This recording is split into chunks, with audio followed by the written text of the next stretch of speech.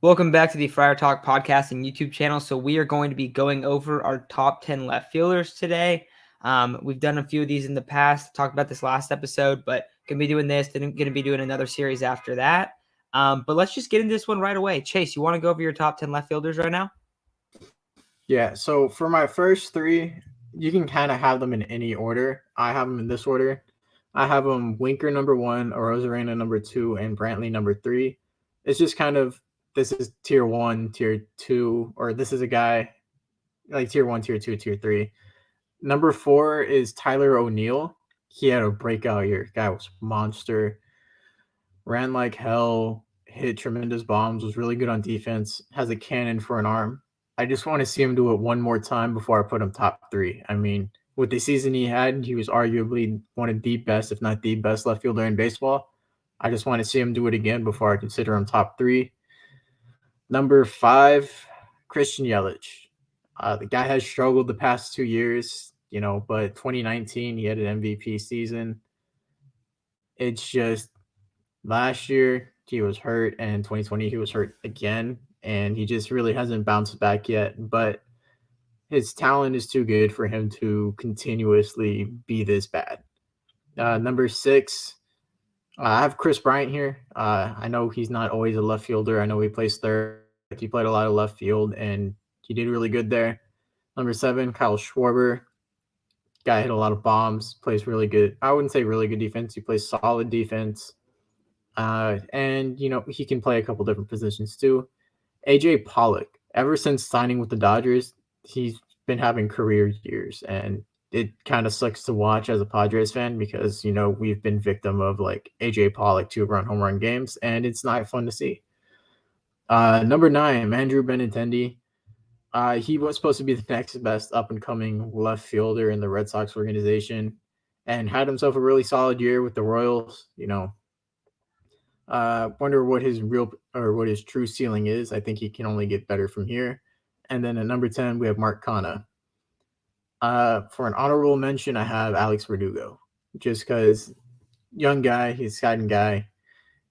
Want to see him hit for more power and just clean up the defense a little bit, because I know he has a cannon, but sometimes he gets a little errant with his throws. Yeah, so I know Chase put this guy at number 4, said he wants to see it again before he puts him in his top 3. Well, I'm putting him in my top 1. The guy went crazy this year. It's got to be Tyler O'Neill. Let me read off some of his stats really quick. At 286, 560 slugging percentage, 912 OPS, 34 bombs. The guy's built like he's a unit. Runs like the wind. Guy's just an absolute stud. I really liked watching him in the back half after the All-Star break.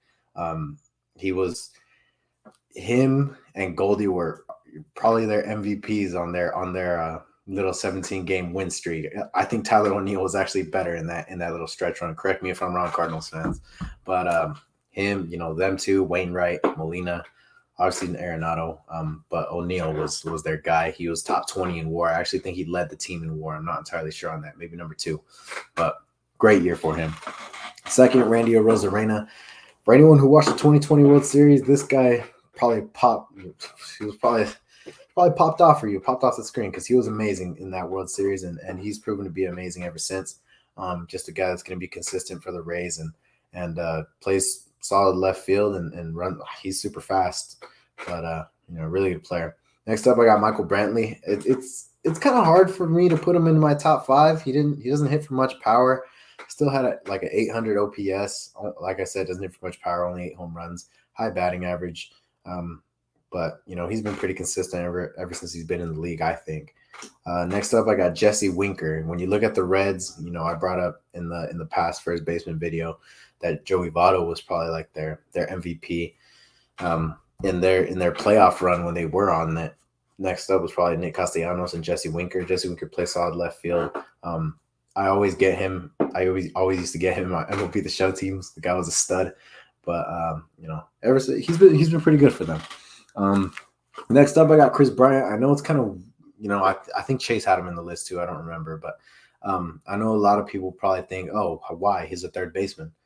Technically, he's not a third baseman. He played, I think, 30 or 40 more games in left field than third base, and provided value, a lot of value for the Cubs when he was with the Cubs, being able to play third base, first base, left field. I think he played some center, I forgot, but provided a lot of positional versatility. Solid at the plate. I think Chris Bryant, he's had for Chris Bryant some down years, but I think he's going to pop off next year. Next up, it's tough, but I got Christian Yelich, and if this was the Christian Yelich that we all know, he'd be number one in right or left field. But unfortunately, it's not the Christian Yelich that we all know, and I know maybe it's a little high considering the year he had, but I still think he has it in him, kind of like Cody Bellinger. I still think they both have it in them to be, top 10 players in baseball. It's just they're having some down years battling injuries. Next up, I got Jordan, I don't know how to say it, Jordan Alvarez. Chase brought it up to me. You could definitely argue that he's more of a DH than a left fielder. It's just that the numbers he puts up at the plate really solid. I know a lot of Astros fans, they talk about him very highly, and I see it on the field when I watch him. Even Dodger fans, they know that they let him go. They talk about him highly as well, and he's proven to be a solid hitter for the Astros. Next up, Kyle Schwarber. He started off as a catcher with the Cubs, and then is a left fielder now. And first with Washington, he had some really solid numbers, and then he went to Boston and had even better numbers. So all year he was just a stud. Had I think it was like a 912 OPS. I'm not entirely sure on that. I had his stats up earlier. I took him down. I don't know why, but I think it was like over 300 batting average, and was like 36 home runs, 32 to 36 home runs. Really good year for him. Something I didn't expect from Kyle Schwarber coming into the year. Next up, sorry, I closed it. Next up, I got AJ Pollock.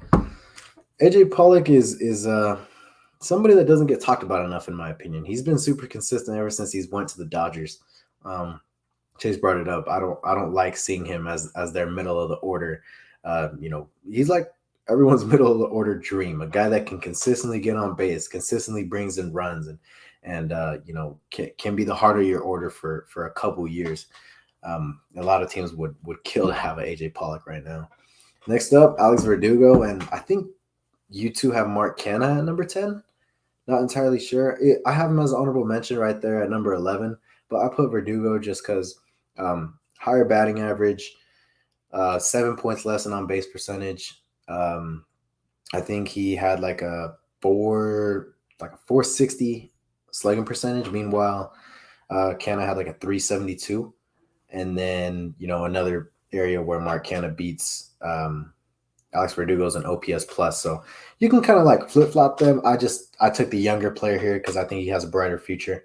Then number 11, I already said it, Mark Khanna with my honorable mention. And then my other honorable mention is Andrew Benintendi, who at one point was one of my favorite players in baseball. Solid list. I think ours changes up a little bit later on in the list, but the early part is pretty similar. So at number 1, like you, Isaac, I also put Tyler O'Neill. I wanted to put Randy Rosarina there, but the year that O'Neill had was significantly better than a Rosarina.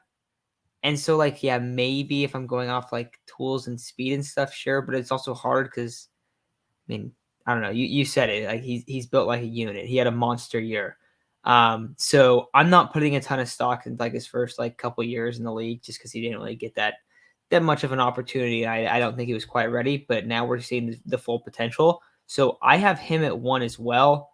I have Rosarina at 2, and then after that I have Jesse Winker, Michael Brantley, who is a very, very consistent and very, very good hitter for the Astros. Winker would be higher, but I mean, last year was pretty good. I think three's pretty solid for Winker. And then, like I said, Brantley at 4. After them, I do have Yelich. However, it wouldn't surprise me one bit if Yelich is number 1 on this list next year. You look at back and you'd see, and we talked about this with Bregman, because Bregman had a similar thing where he had like a 9 WAR season, then a 7 WAR season, and then just dropped off hard over the last couple of years.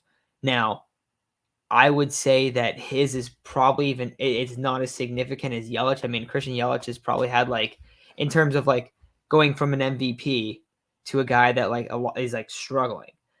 So you really want to see him turn it around. I mean, he's great for the sport of baseball. He's a very, very talented player. I think he will.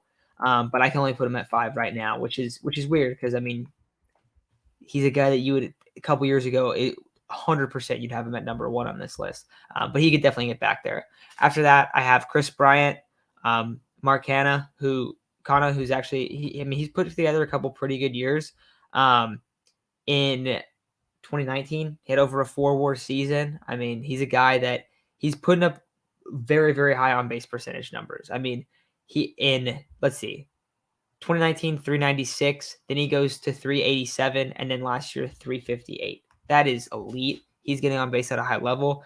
Now, obviously, that's part of being in the A's organization, but hey, you got to give him credit there because he's getting it done. So then after him, I have Benintendi at 8, Pollock at 9. Chase brought up a little bit about Pollock killing the Padres. And then at number 10, I have a guy that, who knows, maybe he will be a Padre, and Kyle Schwarber, because I think that he definitely barely makes on this list, but that's how I'm going to round it out. I think that's pretty much it from me, but anything else you guys want to add? All right. Well, I think it's going to do it for our list. Go ahead. One more thing. Like, hey, considering how this lockout goes, maybe he signs to the MLB, maybe he doesn't. But if Seiya Suzuki comes in and wherever he plays, he can crack this list. If not right field, we'll see how it is. But I wouldn't be surprised to see his name on this one of these lists. Definitely think that there's a chance that happens. And I feel like maybe it definitely depends on the team that he signs with, but I feel like right field might be more likely. But I mean, you think of the elite right fielders, but when we went through it, there's a huge drop off. So he could get up there pretty high in right field as well. I like bringing up Seiya Suzuki because he's kind of an MLB free agent right now, basically. But yeah, so that's going to do it for our episode today. Thank you all for listening, and we'll have another top 10 out tomorrow.